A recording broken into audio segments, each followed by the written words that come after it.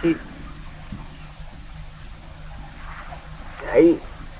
I know for a fact that my life developed along certain lines because of some change or some innate, by birth, variation in the structure of the brain. We may call it, I don't want to use the word which is traditionally used. That's why I am using this. It means there is already by birth some programming which comes perhaps from a distant age. I am deliberately not using the word that is normally used. So in my mind it was very clear after I met the master at the age of 9 which path I was supposed to take. Now that is not because there is anything wrong with the situation in which I was born, because I had already been in that path and I was only re-establishing the continuum where I had left off, which thanks to the master I got glimpses of in the beginning and later on got clearly. Now, as far as the problems faced in practicing that, the Hindu way of life, one may call it, while living in a Muslim household, I did have some difficulties. There is no question about it. Serious difficulties, I mean? Sometimes, yes. But there was one redeeming factor in this, which is, it so happened, fortunately, I don't think it's fortunately, it was all set properly. Our background had some Sufi influence. So my grandmother belonged to a Sufi line. Some of our forefathers, relatives have set up as Sufis, or at least disciples of important Sufis. So there was this undercurrent. They engaged a teacher when I was at the age of 7 to teach the Quran. This chap again turned out to be a Sufi. He was not interested in teaching the Quran at all. He used to sit down and talk about the inner reality and the self. And for the first time I heard from him that the greatest instructional material and metaphysical knowledge regarding the truths of the Sufis could be found in the Upanishads. At that age. At that time I didn't know what the hell he was talking about. But now, that was, and then I met the master at the age of 8. After his touch, after his little transfer, or after my father says after he screwed you up. Brainwashed you. After that,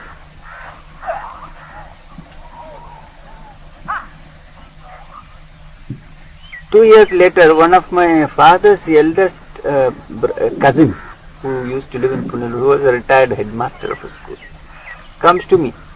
We'll be talking about something.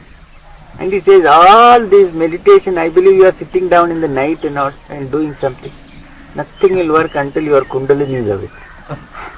So I have never heard the word Kundalini before.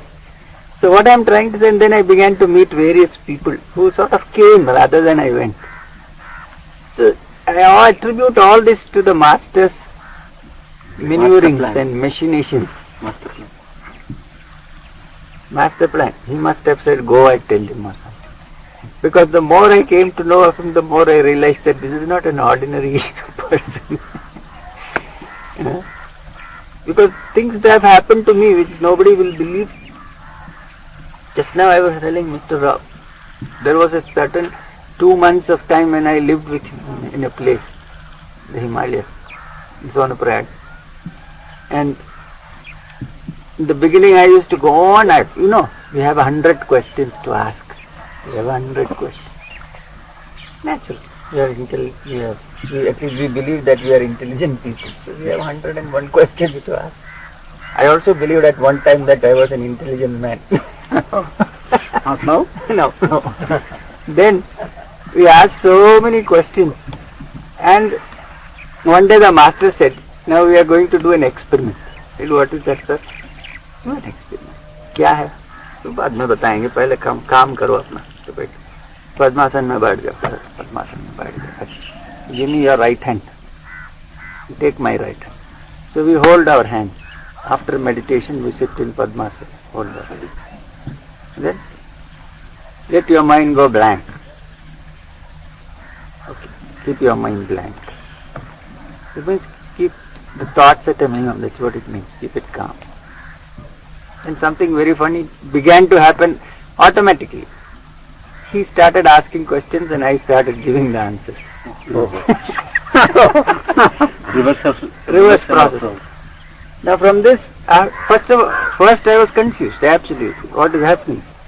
After some time I began to realize that it is the same source where the question comes from and which gives the answer. In a parallel sentence. Are you trying to suggest that the same communication can be between you and me now? That I am asking the question and I am answering myself? Exactly. And maybe it is through you that I am asking the question. Plus, if you have noticed, we have to observe. First thing that the master asked me to learn was to listen and observe. He said, you first learn to listen. Don't keep bubbling. Listen. Because when you listen, you hear things properly, you see, when you observe, you see things properly, and many questions are redundant after that. If you will notice when we are having a satsang, close satsang, you people, known people sitting to, at least we should have had satsang for some time, sit together. Then asking, look carefully. Sometimes you will be thinking, now I must ask a particular question, and you will find somebody else asking that question. Yes. And then I am giving the answer.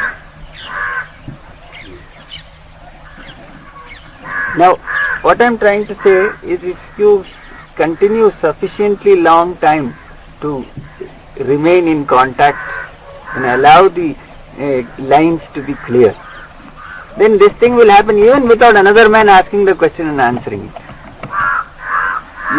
The question will come out, it will go into the air, provided you allow it to settle down and not again follow up with another question, you know, that Sequence. Allow that question to sit. One day you will get the answer. Now, all that I am trying to do in a discussion is trying to create the atmosphere so that this can happen at some time. So therefore you must remember, sometimes what I say may be illogical. Please, sometimes you will find out. But don't dismiss it as illogical. Just listen to it, because the logic of it may strike you after some time. It's designed. Sometimes the master has to be a liar. You think that one can only say the truth. Sometimes the teacher has to be a liar. Teacher is a liar. I'll tell you how. A lady, a very fat lady, went to a physician who also happens to be a yogi. You can say yogi or sheikh, Sufi or whatever, same thing. She goes with her husband and says, sir, I have tried so many medicines to become thin, so please tell me some medicine, because you are the last resort. So the physician puts on his spectacles, looks at her tongue and eyes and takes a very grave expression on his face. She said, so what happened, sir? Unfortunately, I am very sad to tell you, don't take any medicine. Why? So there is no use. In a month's time you are popping off. You will be dead. So don't take any medicine. What is the use? Enjoy yourself. Now, he says, are you sure? He says, physiologically I am sure, astrologically I am sure, everything is in such a state that you are definitely going off. No doubt. She accepts what he says, that she is going away, that she is dying. They go off. she does what you do when you are going to die. You settle your things. You are not enjoying anything anymore because you're waiting for that day to come. Every time she sat down to eat, the food used to turn to mud in her mouth because I'm going to die at any time. Went on for some time. After a month, she didn't die. She said, maybe I'll wait for 3-4 days and see. Another 3-4 days she waited. Still she didn't die. Now she said, now I must go and ask this fellow, this physician. This beggar must have told me a big lie because, or maybe still further up. So she goes to him and says, sir, what happened? He gives her a smile and says, go take your weight. Which is reduced already. So he says, there is no need of medicine, now go. Now, he told her she was going to die, so that she get worried and stop eating. It's not that she was actually going to die, but didn't it work? Didn't she get what she wanted? She became thin. She lost her weight. So can you say that that man was telling a lie really? That he was using a technique? It is said that with certain evolved personalities who talk very little, you go and sit with them and you are able to get the answer, even seeing each other's faces, even without asking your question. The question is answered by the time you get. Right. I fully agree. That's a continuation of the last aspect that we were discussing. But I forgot to tell you one thing in between. This lady was lucky, whoever asked, that this particular physician was not a highly developed yogi. Otherwise she might have really popped off.